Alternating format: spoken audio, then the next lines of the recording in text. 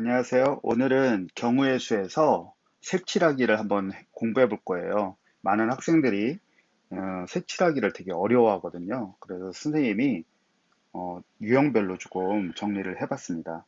첫 번째는 순열을 이용하여 색칠하기인데, 이 색칠하는 지금 이 도형을 색칠하는 방법을 네 가지로 조금 분류를 해서 선생님이 준비해 봤습니다. 그 네 가지는 바로 요거예요.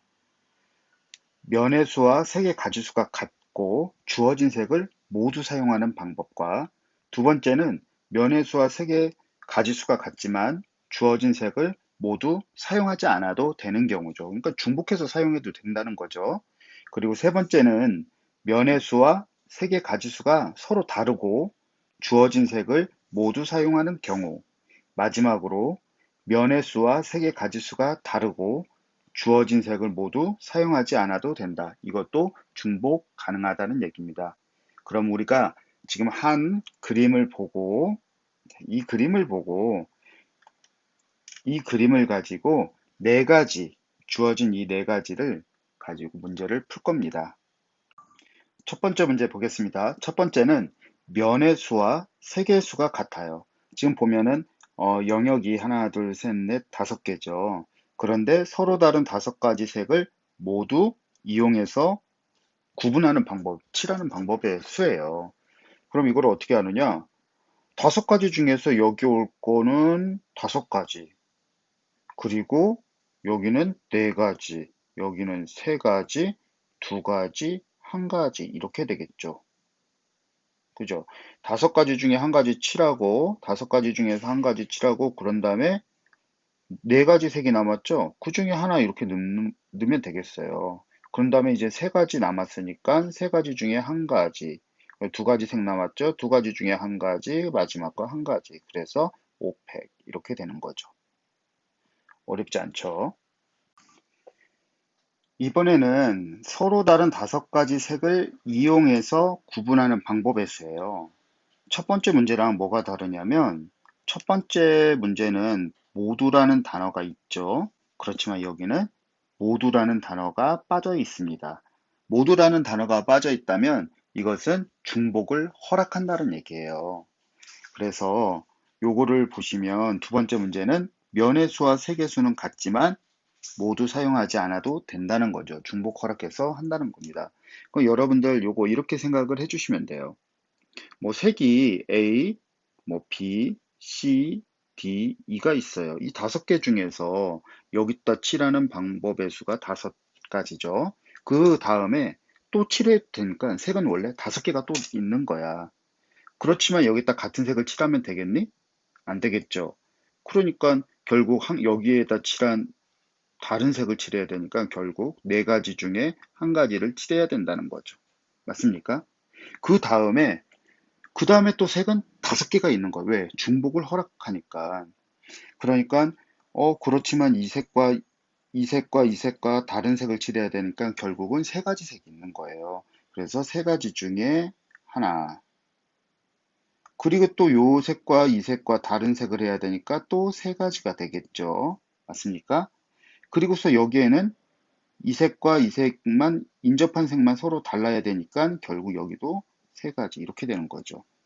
그래서 이걸 다시 한번 보면 5, 4, 3, 3, 3 이렇게 됩니다.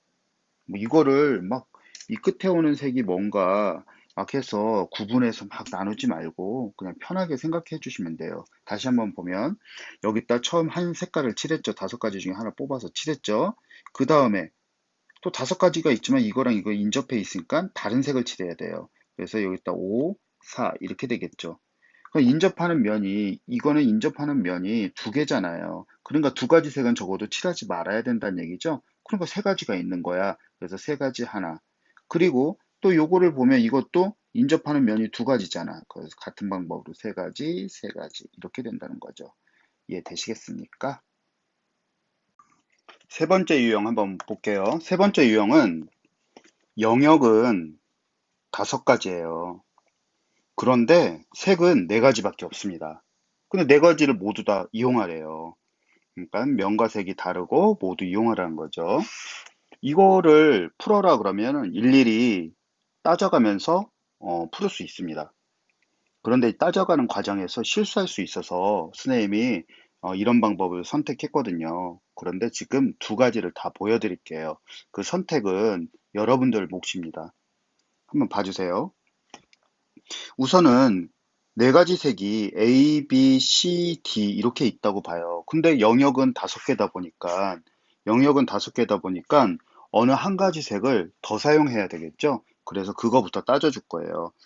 네 개 중에서 하나를 선택해서 나는 이 색을 더 사용하겠다. 그러니까 A가 뽑힌 거죠. 그래서 AA, B, C, D 이렇게 되는 거야. 그런데 여기다가 A를 넣을 순 없죠. 다 이웃해 있으니까 A는 여기다 칠할 수가 없어요. 그래서 A를 칠하는 방법의 수를 생각을 해봅니다. 그래서 A 이렇게, 그리고 이렇게 칠하고, 그리고 이렇게 칠하고 세 가지밖에 없거든요. 그래서 A를 먼저 칠하는데 그 방법의 수는 세 가지밖에 없는 거죠. 그럼 A가 이렇게 칠했다면 나머지 요 부분은 세 가지 색을 가지고 서로 다른 세 가지 색을 가지고 이 부분을 칠하는 거 순열이잖아요. 그래서 3팩 이렇게 되는 거죠.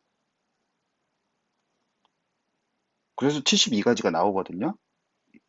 그런데 또 생각을 바꿔서 해보면 이렇게 할 수 있습니다. 네 가지를 이거 한번 지워보고 할게요. 네 가지를 그냥 중복해서 막 여기다 칠해요. 그럼 뭐 네 가지보다 적은 가지수로도 된 게 포함되어 있는 거죠. 그런데 네 가지로 색칠한 것만 찾으라니까 그거보다 하나 작은 세 가지로 이것을 색칠할 수 하는 방법을 색칠할 수 있는 이 방법의 가지수를 빼주면 네 가지만 되잖아요. 이렇게 그림을 한번 그릴게요. 네 가지.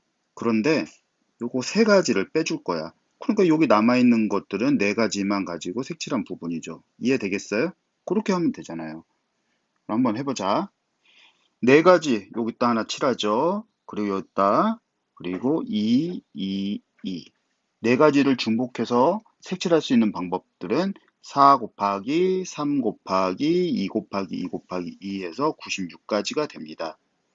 그 다음에 세 가지로 색칠할 수 있는 방법인데 이건 요거부터 해줘야 돼. 잘 봐.